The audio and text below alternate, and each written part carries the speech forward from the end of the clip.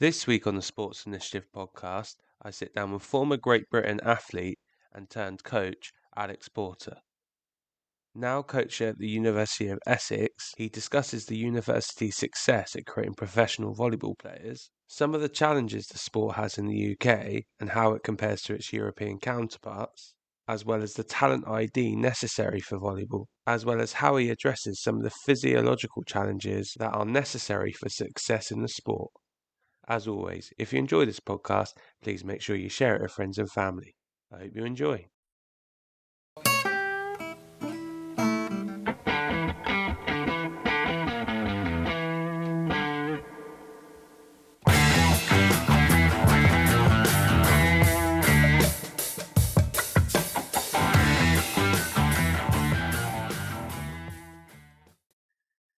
Right, Alex, I know we caught up briefly off air there, but how are things in your area of the UK? All good?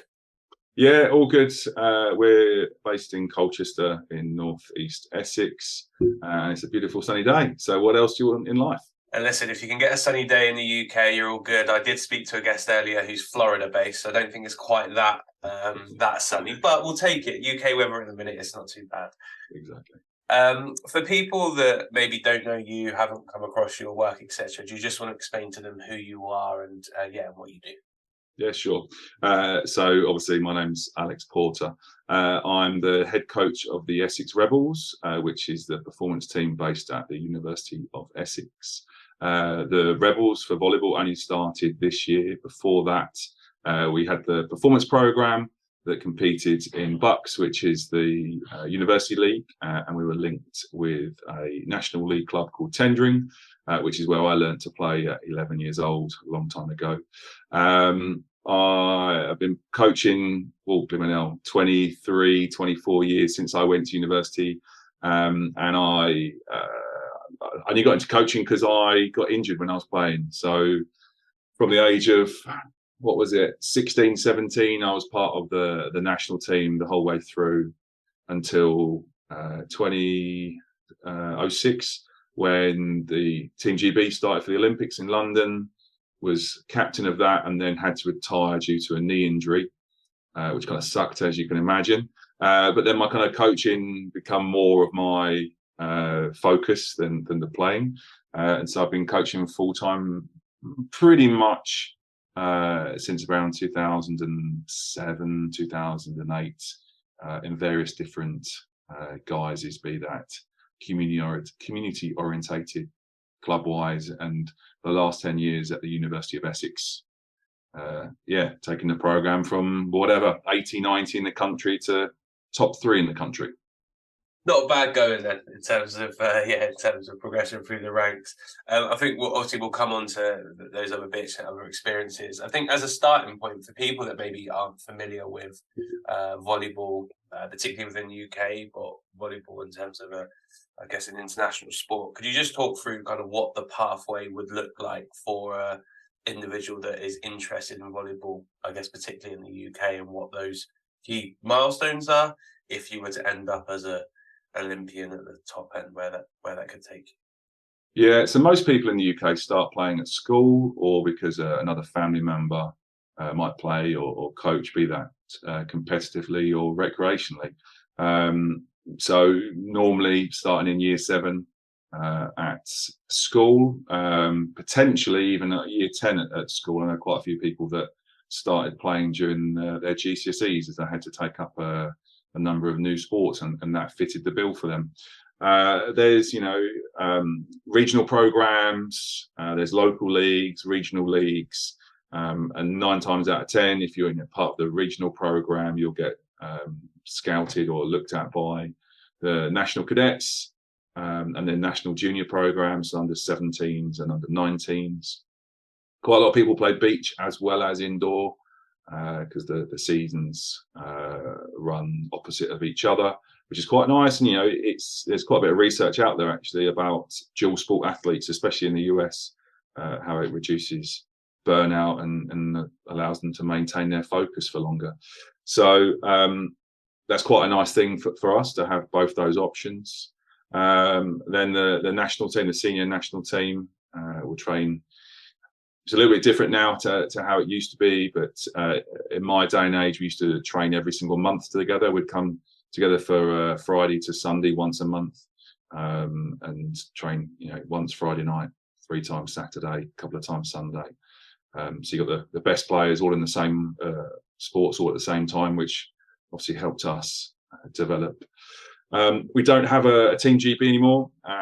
Just the way it works, home Olympics, you get an opportunity to automatically qualify. But the reality for volleyball is that Europe is the strongest region for volleyball in the world. So for us to qualify on merit, it's not impossible. Nothing is impossible, but just a bit of a tall order, and we'll take some funding and some strategy, which, can happen. So yeah, start in school, find a club, play local league, regional league, national league. Even at the bottom of the national league is regionalised. So there's opportunities to be seen at various levels, and then be invited to the national team. That's a typical kind of journey. But there's a little caveat there, is that actually I know a lot of people that started, I said, at GCSE level, also know quite a lot that started at 18. And then they got involved in a club because of their physical attributes, crazy tall and athletic potentially. They get moved into a development program somewhere, and then their skills develop rapidly because they're surrounded by people who are better than them, and so they're not necessarily practicing any bad technique. They're being put on the right path at the right time for them, and they'll progress towards the national team quite quickly. You mentioned there around Europe being particularly good in this space. I guess the first question is, who are kind of the world leaders, who are the creme de la creme in that space, and why has it resonated in that area or those areas so much? Well, I always describe Europe in having similarity to rugby. In this country, rugby's professional here. There are various different levels of professionalism. Well, it's the same in Europe. Everywhere in Europe is professional except the UK, but the UK is catching up. So even if you lived in Luxembourg, they have professional players. If you live in Liechtenstein, one of the smallest countries in Europe, they have a women's team that plays professionally in the Swiss league. Like everywhere, there's different grades. So if you look at what I call like the A leagues, which is your Russia, your Poland, your Italy, players there are on some serious money, well into 6 figures. In the 90s, Italy had €1 million contracts for the year. The top rugby players will be potentially earning around that kind of ballpark. So, but then you can go down to Scandinavia, and might only go on 10 to 20k maybe at the best clubs on the best deals there. But that's more kind of a semi-pro. They might have 3 professionals and the rest are semi-pro. Why is that? I do always think that football, tennis and cricket dominate our culture, which is not necessarily a bad thing. It's just the way that we are. Whereas in Europe, it's more diverse. And they also have some funding mechanisms that allow them to create a professional environment. So there used to be a tax break in Italy for Italian clubs. In Poland, companies used to be able to nominate part of their corporation tax to go to a sporting entity. Well, if you're well connected within the business community, then you'll be able to pull in those kind of funds to take you to the next level. We don't necessarily have that kind of culture in the UK, so we've got to take a slightly different model. But yeah, so those countries I mentioned are kind of the top, and then you've got Germany and France and Belgium, Holland, who are just the level below that, like a B league, as I would call them. And then C leagues, which are like your Scandinavia, your Czech, Slovakia. So there's various different levels, and they're just my descriptions of those countries. You won't find them written down anywhere. But when I talk to players and they say, I want to play professionally, it's what level professionally? So they're the reasons why it's different here compared to elsewhere. But then it gives you a good idea of the kind of level. In Poland, you'll be more known as a volleyball player than you will be as a football player. Like it's crazy.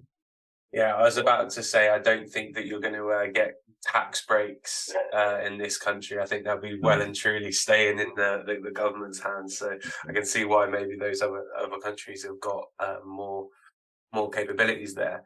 In terms of, you mentioned there's some individuals that would potentially look to jump across. How feasible is that for athletes from the UK, and what is the type of pathway that they go through to go into those spaces? Yeah, so on the men's side, we've never had a player go to what I call the A leagues. On the women's side, we had Key a few years ago, who ended up playing in Italy, I think Turkey as well, and played. She reached the European Champions League final, so she's gone on to a really high level. On the guys' side, most of our players that have gone on to play professionally have played in the C and the B leagues, which is still enough to earn a living, and people can do that for whether they're a one and done or whether they go out there for 10 years. It's that's up to them of how long they persist. But I can give you a stat about our program. So we've had 146 athletes on our program since we started 10 years ago, and I can tell you we've had 24 of our athletes go on to play professionally, and 27 have won their first national team cap once they've been with us. So that doesn't include people that have been playing professionally before and then come to us. And likewise, it doesn't include people that have played for the national team and then come to us either. We've helped them progress onto those levels. So it is definitely achievable. And other volleyball programs around the country will have some statistic for them. Historically, Sheffield was really, really good back in the late 90s, early noughties. Durham have had quite a few people. UEL have had a number of athletes go on to play professionally afterwards. So it's definitely possible. But as with most things, it's not easy. So people have to work hard, dedicate themselves to it, and maximise every opportunity they get. And in terms of, I guess, for you guys on like a regional level, on the base level, maintaining participation within the sport, I'd imagine, is like paramount, and having people that play and can compete and stuff and don't drift off because they see a difficult pathway or anything like that. How does volleyball as an industry make sure that there are enough players to be able to play competitive fixtures regularly in regional areas and all of that type of stuff? Because, for example, I spoke to judo players, a few judo players on here, Ben Fletcher, who went to the Olympics with Ireland, etc. And he said one of the challenges he had was finding heavyweight training partners. He said, because actually not enough people stick at judo long enough to be good enough at it to come and train with you who are heavyweights. Correct me if I'm wrong, I'd assume that there's a similar challenge with volleyball. It's actually keeping enough people within the sport who can then become high level to allow you to, have high level competition within the country to then be able to allow those creme de la creme players to progress if they're able to. Yeah, no, I completely see your point of view on that, and every sport will face that challenge, and we're in a peculiar situation within the UK, and I will use UK and England and GB intermittently. So I have to explain that to when I recruit like the postgrads that we have, or the international athletes on our program. So we're in a peculiar situation where, like, for example, in the US, the level of volleyball is insanely high within the university sector, but club-wise, no, it's not. Like, they keep launching these professional leagues, but they end up folding because they can't compete with the NCAA. Like, the NCAA, like, there's a dozen teams out there on the women's side, especially, that have got their own private jets. Like, how can you compete with a university that's got that amount of money? And like the University of Nebraska, who are always up there. Last year, it was them and a few other universities that were having a battle to try and have the highest attendance. Well, they've just gone and smashed it out of the park.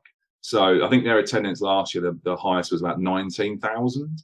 So they've been sold out in their venue for the last, 10 years or something ridiculous. So they've moved it to the football stadium. And they've just sold 96,000 tickets for a game of volleyball. It's not bad going there, is it? How are you going to compete with that as a club in the US? Like, don't get me wrong, it's honourable to try and get that professional league, because all those NCAA players come to Europe. In Europe, it's all club-based. It's not university-based. If you're good enough, you might go to university, but you'll play semi-pro or pro for a local team in that university town. Whereas in the UK, we have this kind of real kind of hybrid system where we have Bucks, the University League, and we have the National League, and the best university teams compete in the Super League, which is the top club division in the country. So we've got this strange situation that allows us to target almost different people at the same time. And so I used to be a big believer of the pyramid. You get enough people playing and it filters up. The longer I'm in this job, the more I think actually that's completely and utterly wrong. Because if you don't have something for the athletes, even the recreational players, to aspire to, well, they'll just drop out. Because what's the point? I know quite a few people, they got their first national team cap in the juniors. Yeah, I'm done. What? You could play for your seniors. That's when we didn't have a senior team. No, I'm done. What else have I got to go after? So it's not necessarily about having the number of people. It's having the right opportunities for those people. And again, if you look in history, so I like to look in other countries around the world to see what they do, because we don't have to reinvent the wheel. We have to look at what works elsewhere for our situation and then try to apply it as best we can. So in the when was it, the late 70s, early 80s, the USA national teams tried to centralize their program. There's more players, more male players in Germany than there are in the US. Yet the US were double Olympic champions because they've got the right structure in place, which I think in this country should be bookends. I think we should really focus on the grassroots, get as many people in the door as possible, then focus on the very top to create a product that allows those bottom people to aspire to something. And then a bit in the middle, let them kind of figure it out themselves. Because if they're really that interested and really dedicated, then they will find their way to the top. So that's a kind of real long-winded answer to your question. But we don't necessarily have a problem with the number, because those numbers are quite static. Like, we are growing, especially on the junior level. But I think as a sport, we need to focus in two different areas, and that will allow us to flourish. And numbers-wise, what are we in comparison to like European countries and stuff? Maybe not your big hitters and stuff, but is it of people that have similar programs and not having a national team and stuff? Would you say that we're ahead of those types of countries? Are we behind them? Or what does that look like? Or worldwide, actually, because Europe, you mentioned, is kind of the hub for it. So worldwide, what does that look like? Yeah, that's a really good question. Yeah, every country has a different culture for funding sport and supporting sport. So, it's a tricky question to answer, really, because we're not that comparable to other countries. I mean, I played in Austria professionally, and you had the Aon League, the top league, and that was well run and structured. And below that, I think it was another division, and then that was about it at the very top. And then there was regional leagues. Just because you've got small numbers doesn't mean you can't achieve great things. Look at Iceland. Yeah, they do great stuff. Look at in football, that is. Look at Sweden and Norway in volleyball. They're small countries regarding the number of people that play, but they have a national centre that kids go to at 15 years old, and they've got some of the best junior and now senior beach players in the world. How can a country of 8 million have some of the best athletes in the world? And you see that replicated again and again and again. If anyone wants to read about that, Mark Williams, he released a book last year How the Best Athletes Are Made, I think it was called. That's a really interesting read, because it talks about that, about the state of the countries, the size of the towns, whether they're centralized, where their coaches are, the demographics. Like, really interesting read. So yeah, difficult for me to answer that question. No, well, good. As I said, it's I think an interesting point. And you mentioned like the way you use the resources you got ultimately is what's going to give you the opportunity.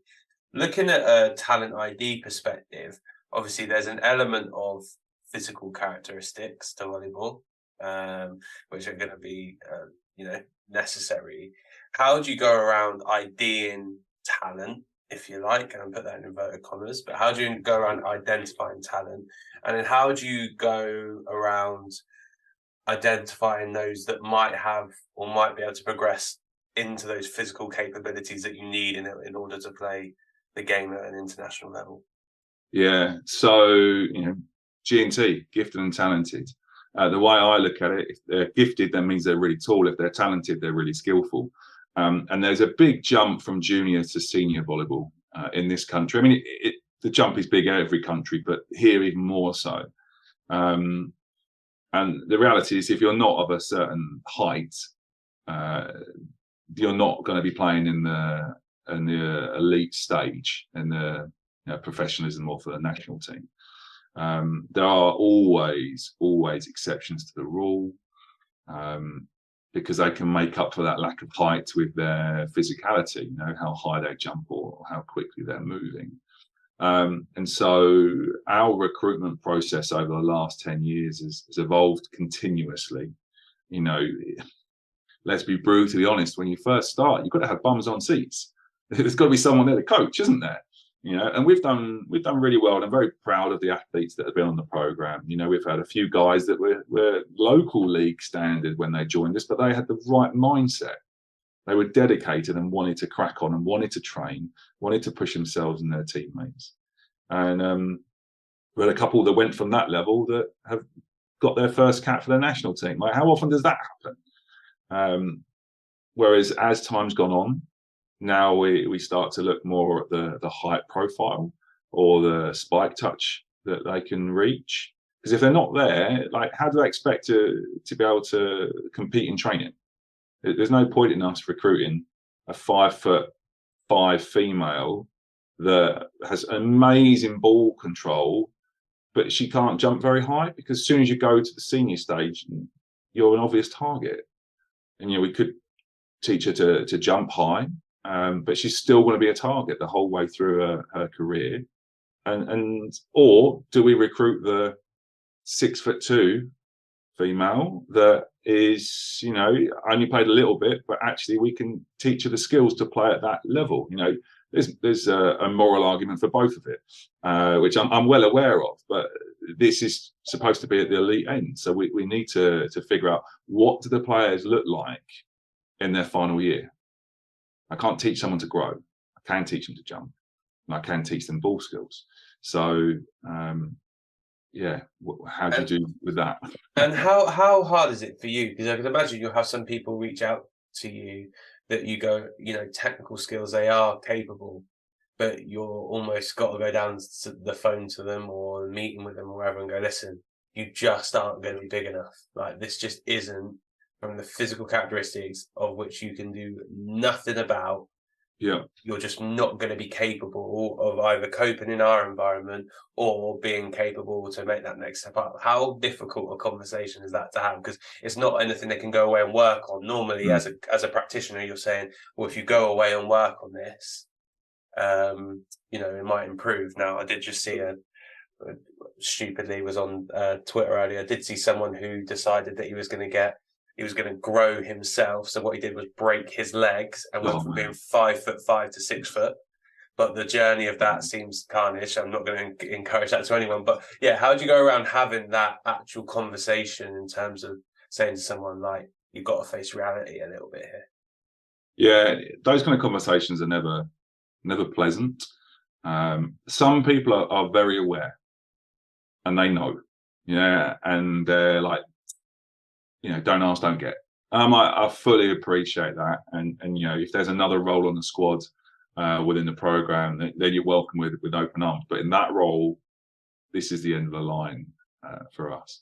And then there's the flip side, those that are not aware, and they're the more difficult ones. Just because they've not necessarily looked at senior volleyball, they've not looked at even the other guys and girls on our roster. They've not looked at the direction of travel that we're going, and realised that they're just not the right height or just not the right level. And they're like, oh, I'm going to train every single day over the summer. It's like, yeah, but you're still 5'2". But that teams will target you. If you were playing against us, I would target you, regardless of your ball control skills. If you're blocking, you cannot block as high as someone who's 6'9", for example. So yeah, but those conversations have to be well managed, have to be done delicately. Like, they're still a human being. Everyone's got feelings, and it's just as uncomfortable for them as it is for me. So you got to handle that delicately, so you don't damage their ego, because you want them to keep playing. You want them to continue. And some of them will be like, I'm going to show you. Brilliant. That's what I want. I want to hear you say, like, you're going to challenge yourself and you're going to show me in 3 years' time that it was the wrong decision. Brilliant. Please do go on. And I want to see the other side of the net. I want to compete against you. Other people just fine, whatever. And, want to throw their toys out the pram after the phone call ends, probably. So yeah, delicately is the answer. Yeah, and that's all she wrote at that point by the sound of it. In terms of managing training, in particular, I guess from the younger age groups, for individuals that are going to be of the stature that we're talking around, and are going to be your middle 6 foot plus, or whatever that looks like, high levels of growth are obviously going to take place, particularly in their teenage years and whatnot. How do you go around managing their skill development or coordination during this point? Because something in football we struggle with, particularly with goalkeepers, where they go through growth and they end up dropping balls that they should or would normally catch, or kicking the ground when they're trying to strike through and they're looking at us going, what is going on? And you've got to try and explain to them it is just your body and you will catch up. But how do you manage that for individuals that are, going to be growing consistently all the time, and trying to encourage them to deal with that growth, knowing that the back end, if they can get through it, they might be really capable? Yeah. It's about trusting the process, isn't it? Out of that 146 athletes, we've only ever had kind of 2 athletes who are in their first year break into the starting lineup. And one of those was already 21, 22 years old, so he wasn't a typical first year. And the other one had some real physical capabilities. I'm not talking about height, I'm talking about jump height here. And that allowed him to compete in his first year for court time. So they've got part of the recruitment process is helping them to understand, you're a boy going into a man's game, or a girl going into a women's game, and that's the reality. You will ride the bench for your first year because you're not at the right level yet. And so there's going to be a lot of hard training, but in your second year, you'll start getting some court time. Third year, if all things work out, you'll probably break into the starting lineup. It's all ifs, buts, and maybes, but it's getting them to understand that there's very few of them that are coming from a daily training environment. And so that's a massive adjustment for them to begin with. For most of them, it's the first time they've ever lived by themselves, cooked by themselves, budgeted by themselves, gone to class because they have to go themselves. Mum and dad aren't there to get them out of bed in the morning and drop them off at the school gates. So that first semester is normally quite messy for the first years that we have. And as for the technical capability, we have 2 different types of sessions. We have our evening team sessions, which are very game focused. We do what's called a wash drill most of the time, which have always got an emphasis on that for the week. And then during the morning, we have position specific sessions. So they come in for an hour. Each position has an hour. They'll come in and we'll just work on one specific thing. And they'll get however many, 50 reps, 60 reps, 100 reps, depending on what it is, on that day. and so they get to kind of catch up in different areas over that period. But as long as they know it's like process over outcome, most of the time I can take it. And that's something we do look for in the recruitment process, actually, is their attitude and their mindset. Frustrations are normal. Everyone's going to get frustrated. I'm going to get frustrated. But how do we deal with them? Are they, challenges, or are they threats? And so if we can demonstrate to them, we're asking you to do it like this because that player does it like that, and look, he's one of the best in the world, or she does this because she's one of the best in the world. Why don't you try doing it that way? We don't need to reinvent the wheel. And so we show them a path, and if they stick to the path, they should see the progression. If they don't stick to the path, we need to nudge them back on the path. And you mentioned around the team drills. What would that look like from a practical perspective? So if you're delivering that with the group, or to the group, or collaboratively, how do those sessions normally look like? What are the type of outcomes that you're looking for, and how do you manage that? Yeah, so like a team session would be 2 hours. We have a strength and conditioning coach that most of the time runs our warm-ups, which is great. But before the warm-ups, everything's written on the whiteboard, the focus, the exercise that we're going to do, the games we're going to play. And then on the right-hand side, there's all these boxes. So the players come in before the session starts, read what's on the whiteboard. So let's say this session's based on serve receive. And we're working on platform angles. So they'll have a read on that and go, right, based on that, I want my goal to be this. So they'll write their name or initials and then write their goal in the box. And then normally they'll have an accountability partner who's someone that's got a very similar goal. They'll check in with them any little break that we have during the session. And we'll probably do 1, maybe 2 exercises based around that focus. So we might do, I don't know, let's say a race to 30. So like serve receive, let's grade it of 0 to 3. And so you've got 2 teams going at each other, and it's the first team to get to 30. And we know we ask them to hold in check after every action, so they can see their platform angle, to see if it's the right kind of angle, or it needs to change the next time round.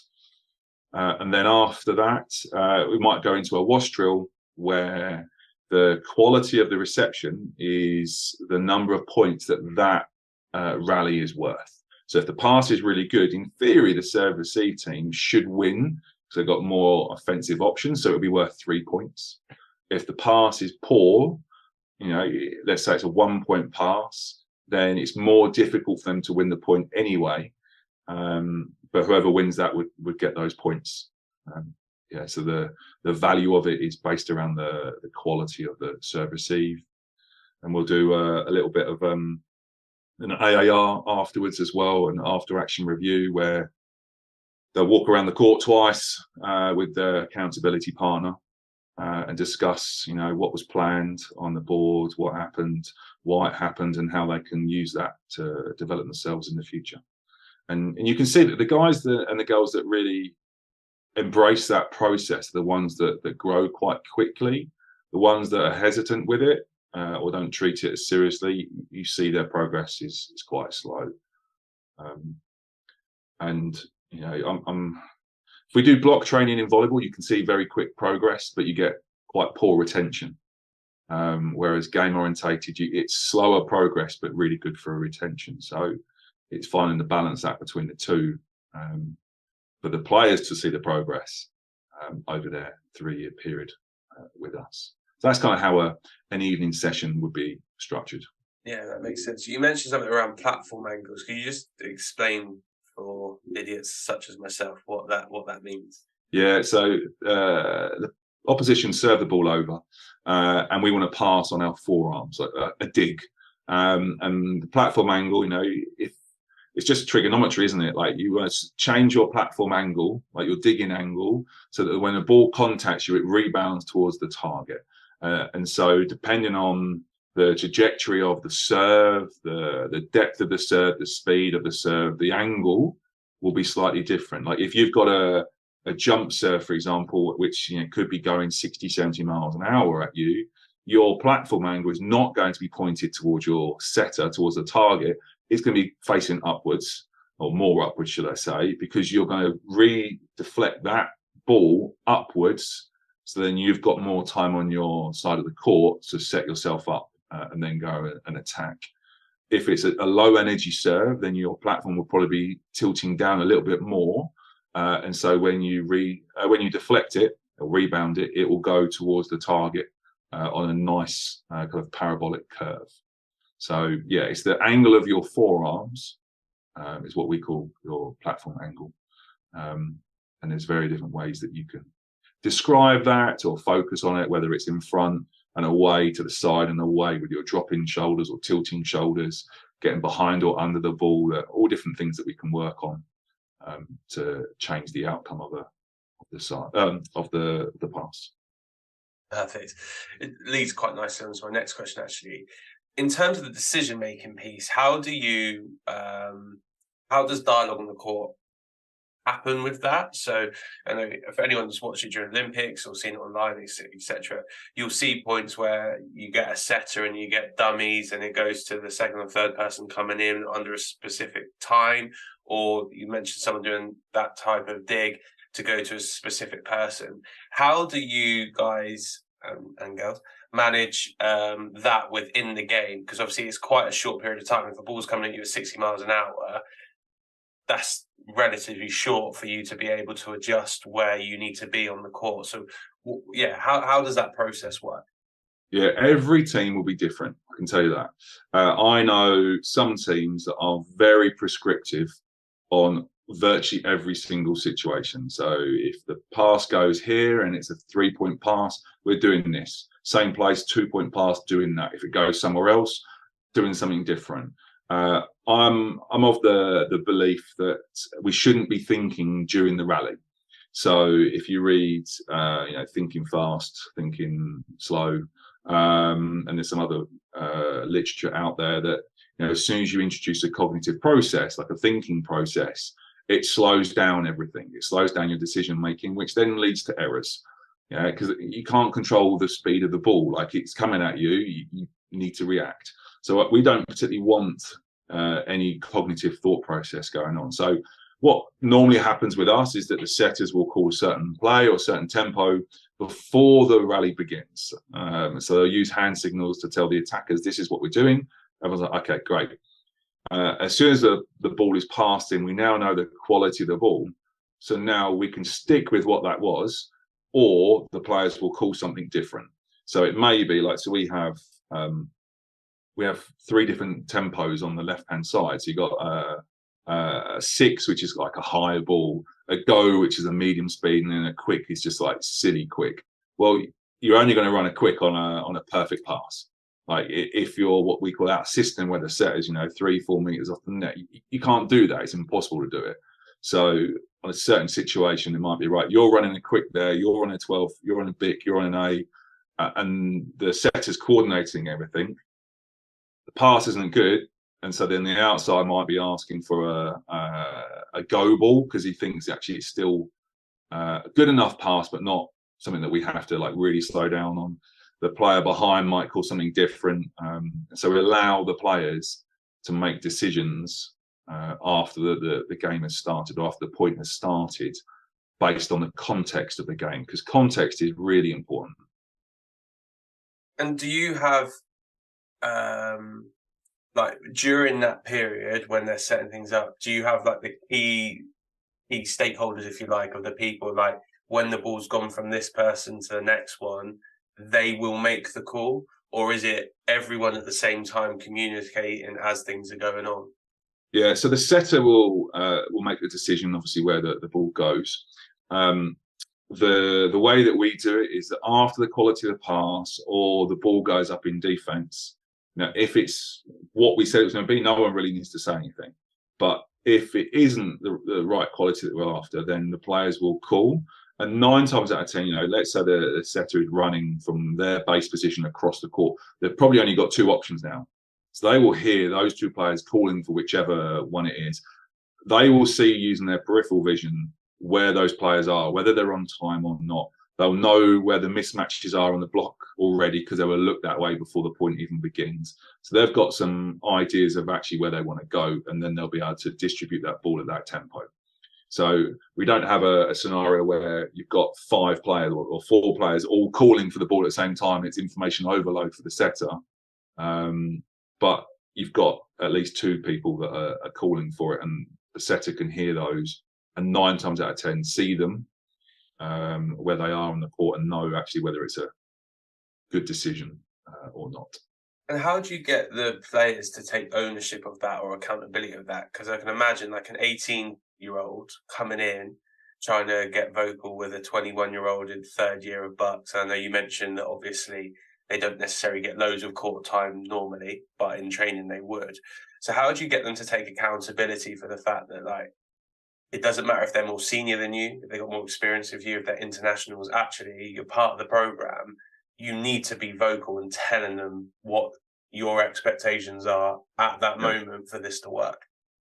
I wish there was a magic answer for that one. So, you know, we'll discuss about things like what we call PTOs, which are player timeouts. Anyone at any point can call a player timeout because they think something needs to be discussed. They think the standard has dropped below what they deem acceptable. That could be a first year, could be a final year. And those PTOs are quite valuable because the players have to discuss amongst themselves, normally in 2 groups, maybe in 3 groups, what's happened, why it's happened, what's the solution to move forward. And those, when people do call PTOs, I stand back. I might stand on the edge of one of the huddles listening in and then throw an occasional question in, but you know, they're the ones leading it. They're the ones on court. They have to take ownership of it. And so like in wash drills, we'll have lots of quick little discussions, maybe with the setters, maybe with the passing, you know, why you stood here, why are you doing that? And a lot of it is open questions to get them to think. Again, they're not robots. You know, there are some countries in the world that will treat their athletes like robots. Do not. A plus B equals C. Not quite what happens in the game, but you can go so far with that for sure.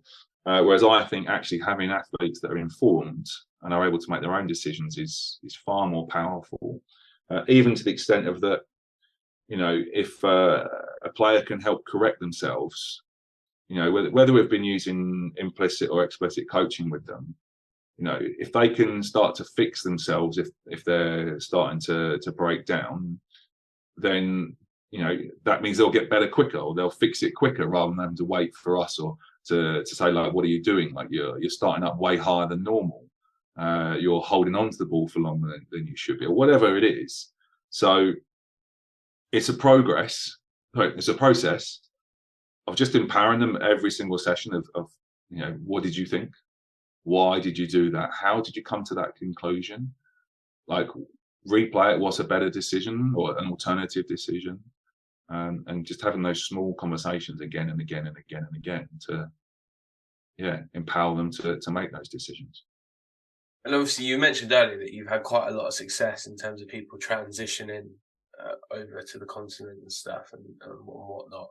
How do you prepare them for if they do go into that robotic style environment where 1 + 1 = 2 and there's no negotiating, and, you know, there maybe isn't as much of creative freedom or decision making or problem solving as you provide them with? Yeah, you know, if you're a professional athlete, so I've got a few friends that coach at the very, very top of club volleyball in Europe, and you know, they've got players that don't really want to train, and they'll turn up and they'll go through the motions, and it's like they could be playing at an even higher level and in even more money if they applied themselves in training to develop themselves. Yeah, they're like, no, it's fine. But on a weekend, when they turn up on a game, they light it up. You know, there's people out there that can do that, and then you've got other people that have to work hard to really progress day in, day out, and to maintain that standard. And so, again, it's just having those conversations with athletes that you do realise that once you go to Europe and you play professionally, you know, your job is not to develop. Your job is to win. And the coach doesn't care about you developing. The coach cares about winning. If you're not good enough, see you later. Next one.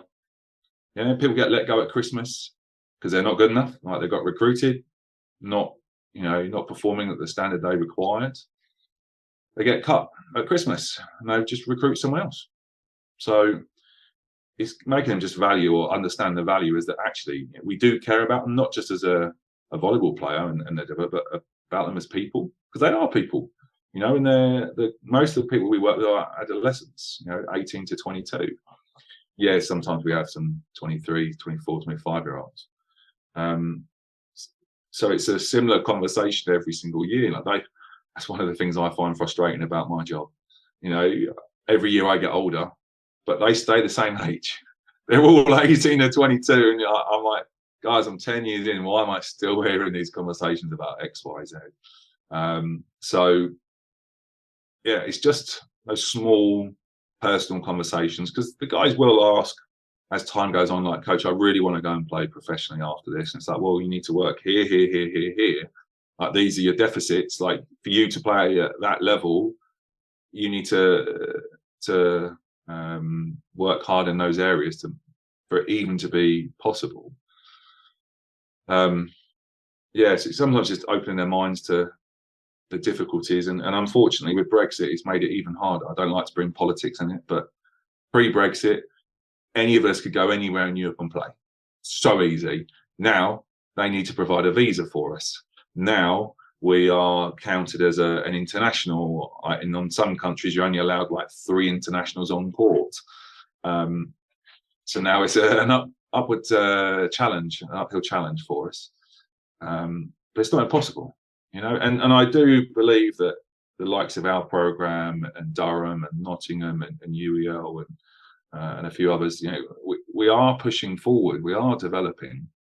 And if we can develop the right type of people and the right type of product, i.e. matchday entertainment, I don't think it's that far off of us becoming a semi-professional league in the not too distant future. You just got to figure out a way to get 96,000 people there, right? Well, our record at Essex is 440. So not that far off. No, but for UK volleyball, that's massive. Now, that was a Bucks game. It was free to get in, but the bar was open. Whereas in National League, people do pay to come and watch us. It's free for students, but the bar is there. There's a DJ, an MC, smoke machines, light display, player announcements. Like, we're throwing the kitchen sink at this. And it's not going to happen overnight. But to build a fan base takes a little bit of time, and they have to be entertained. And so the athletes wanting to go abroad and play professionally, it's like, well, hold on. These people in the crowd are paying to watch you. So does that make you a professional, and we were all the same at 18, weren't we? Being professional without being paid. But now we're a bit older. We actually know it's about the attitude and the mindset. It's not about money. Otherwise, here's a pound coin. Go on, you're now professional because I'm paying you. It's about the mindset, isn't it? And your behaviours. And so if we can install those right behaviours in them, in theory, they'll become a professional athlete. In theory. Yeah, listen, there's a lot of semi-pro footballers now that are getting paid that you're going, I don't think they classify as professionals knowing what they do at a weekend. So in tier like 6, 7 and 8. In terms of, you mentioned like you've been in this for a while now, in your coaching perspective, and a little bit in terms of you get older, the people you work with stay the same. Have you seen differences in terms of the generations coming through and what they're capable of, or what their preferences are, or how they learn? Have you seen a transition in that space? Yeah, every year group's different. It really is. And I do think there's a difference between pre-COVID and post-COVID. And I think that'll work itself out over the next couple of years. The guys that came in this year and a little bit of the guys the year before, they didn't have that 16 to 18-year-old, rebellious stage where they get out and go find themselves almost. And so the way they communicate is very, very different. Even to the extent of they'll text me saying, "Hi, coach, can I call you?" And I'm like, it's called a phone. the main purpose of a phone is to phone people. Like, just pick up the phone and call me. Like, you don't have to text me that. Oh, sorry, coach. Whereas, 4 or 5 years ago, that would never happen. It would just be the phone's ringing at whatever time and you pick up. And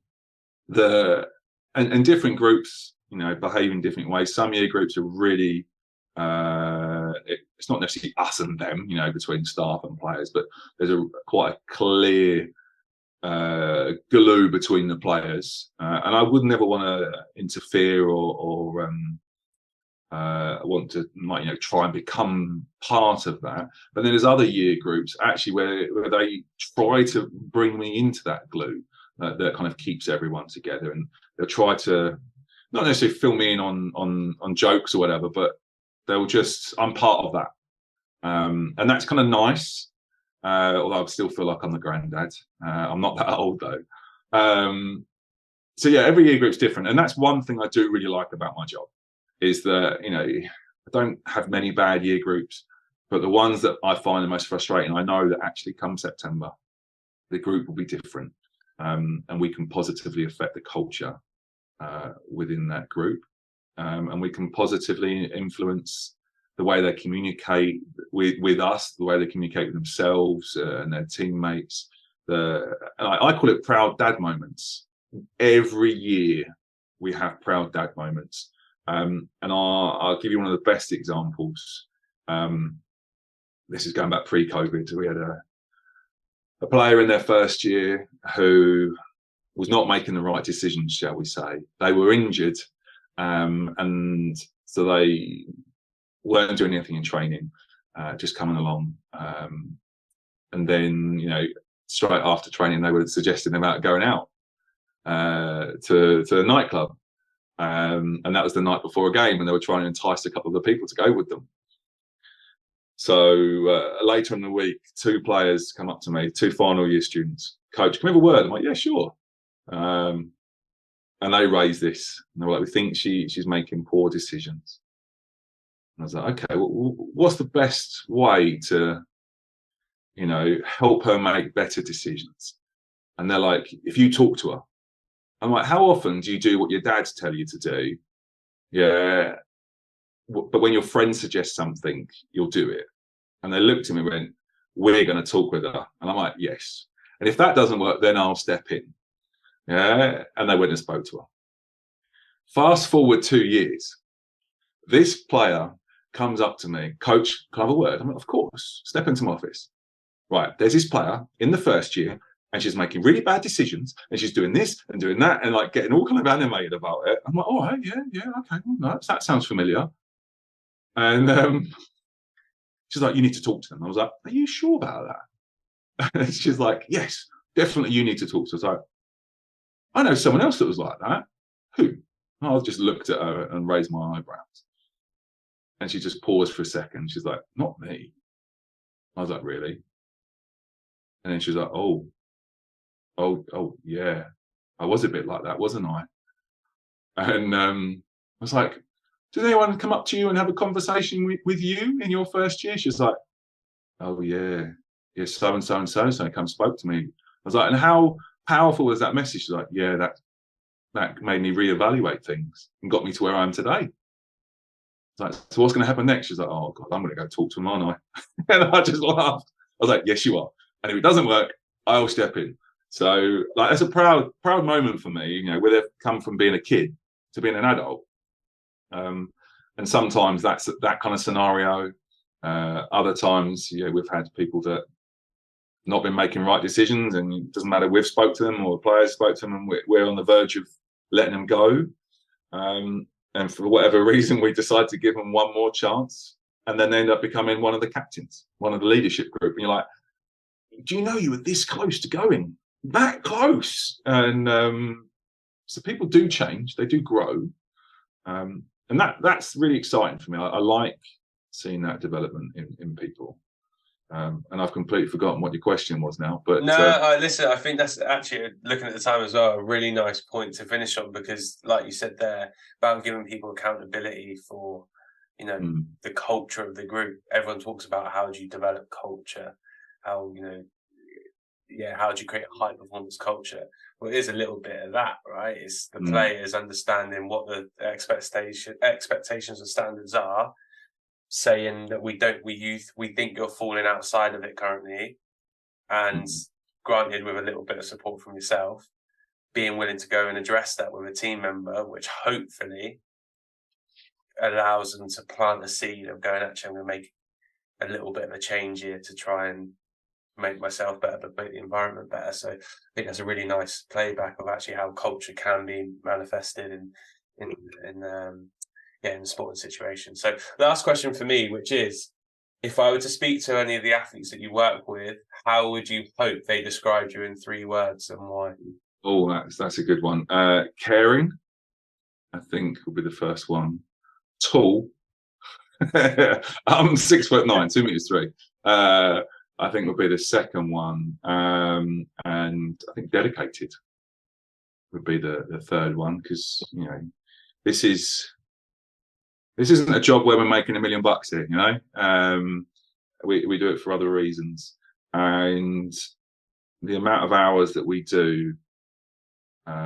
Let's hope HR doesn't track, because it's immersive. It's such an immersive role, and I say the last 2-year groups, 3-year groups in the COVID year, where we didn't actually get to do much. We done a bucket load online with them, but I think they are now appreciating of actually how stretched we are, and they are now starting to understand.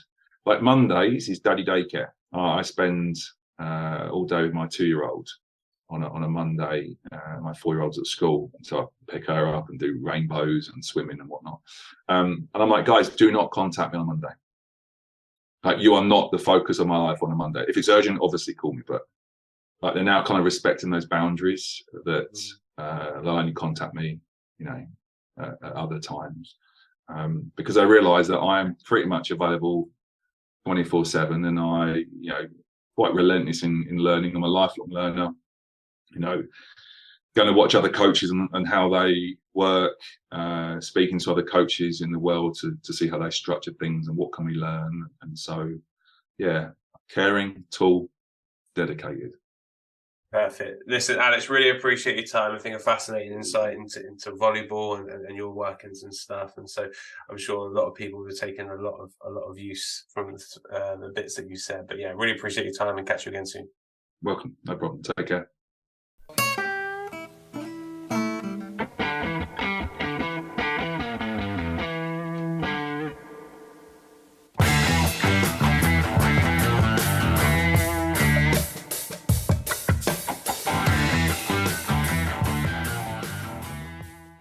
Thanks for listening to the Sports Initiative podcast with me, Michael Wright. Please remember to follow us on Twitter, Facebook and Instagram at the Sports Initiative Podcast, and share this podcast with friends and family. I'll see you next week.